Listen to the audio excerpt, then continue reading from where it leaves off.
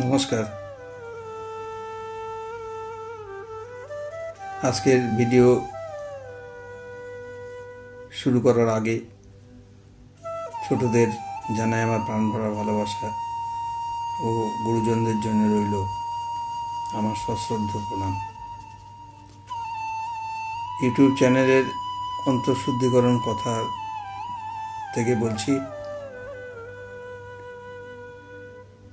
জয়রামবাটিতে ও কামারপুকুরে মা সারদা কীভাবে তার বিবাহ পরবর্তী জীবন অতিবাহিত করেছিলেন সেই সম্পর্কে আমি কিছু বক্তব্য তুলে ধরছি। ডক্টর শশাঙ্কভূষণ বন্দ্যোপাধ্যায় উদ্বোধন কার্যালয়ের পুস্তক থেকে। আগে যে পর্যন্ত বলেছি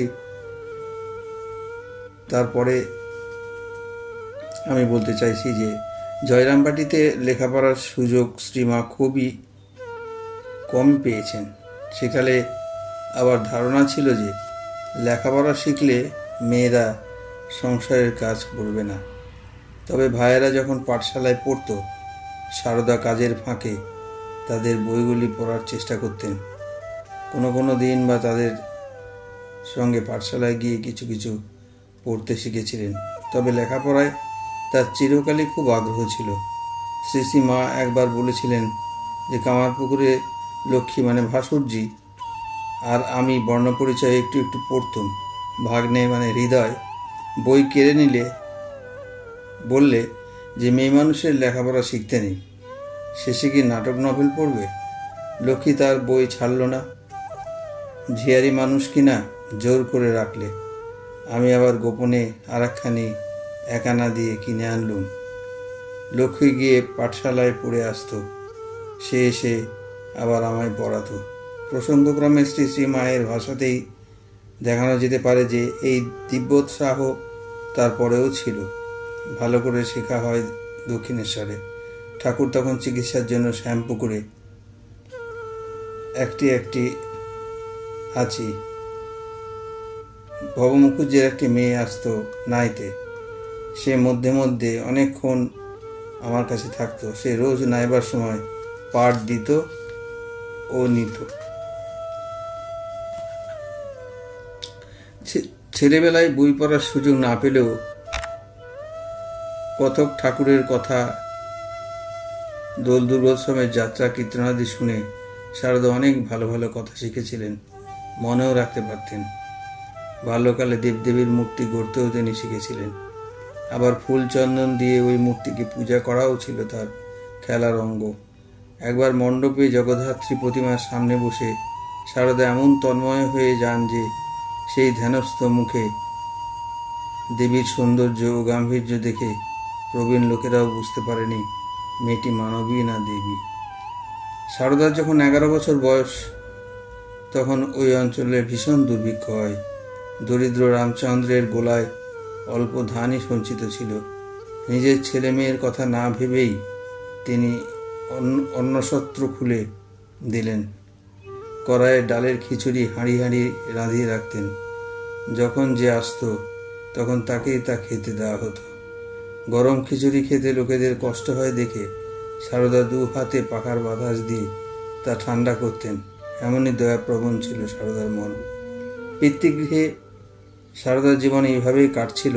দীর্ঘ 6 মাস পর 1866 খ্রিস্টাব্দে তার 13 বছর বয়সে তাকে একবার কামারপুকুরে নিয়ে যাওয়া হয়। তবে 1 মাস পর তিনি ফিরে আসেন। 5-6 মাস পরে তাকে আবার শ্বশুরবাড়ি আনা হয়। সেবার 1.5 মাস থেকে তিনি জয়রামবাটি ফিরে যান। কোনো বাড়ি তিনি শাশুড়ি ও স্বামীর দর্শন পাননি। তারা তখন দক্ষিণেশ্বরে ছিলেন। ওই কালের একটি ঘটনা স্মরণ করে শ্রী মা বলতেন, 13 বছর বয়সে যখন কামারপুকুরে যাই, হালদার পুকুরে নাইতে যেতে ভয় হতো। খিড়কির দরজা দিয়ে বেরিয়ে ভাবছি, নতুন বউ, কি করে একলা লোকেদের সুমুখ দিয়ে যাব বা আসব। এমন সময় দেখি কি যে 8টি মেয়ে এলো, সকলেই আমার সমবয়সী। আমি তখন রাস্তায় নামতেই তারা এসে আমায় ঘিরে দাঁড়ালো। বললে, নাইতে যাবে, চলো আমরা তোমার নিয়ে ঘিরে নিয়ে যাব, কেউ দেখতে পাবে না। আমি জিজ্ঞেস করলাম, তোমরা কে গা? তারা বললে, তুমি নতুন বউ কি না? আমরা তোমার বন্ধু, তোমার এই কাছেই থাকি। আমি বুঝলাম যে পাড়ার মেয়েরা হবে। তারা আমায় নিয়ে চলল। 4টি মেয়ে আমার আগে আর 4টি পিছনে। আমি স্নান করলাম, তারাও করলে। তারপর আবার ওই রকম করে আমাকে নিয়ে ফিরে এলো। যাবার সময় বলে গেল, আমরা রোজ তোমায় খুঁজে খুঁজে সঙ্গে করে নিয়ে যাব, আবার রেখে যাব। তুমি বন্ধু কিনা? এরপর রোজ তারা আমায় নিয়ে যেত, আবার রেখে যেত। অনেক দিন ভেবেছি যে মেয়েগুলি কারা। আমার স্নানের সময় রোজই আসে, কিন্তু কিছুই বুঝতে পারিনি। এবার জয়রামবাটি ফিরবার 3-4 মাস পরে 1274 সালের জ্যৈষ্ঠ মাসে, মানে 1867 খ্রিস্টাব্দে, সারদা মাকে আবার, অর্থাৎ এক বছরে তৃতীয়বার কামারপুকুরে আনা হয়। এবার তার স্বামীর দর্শন হয় 7 বছর পরে, 14 বছর বয়সে। আজকে এখানেই শেষ করতে চাইছি। আমার এই চ্যানেলটিকে সাবস্ক্রাইব করে এবং বেল বাটনটি টিপলে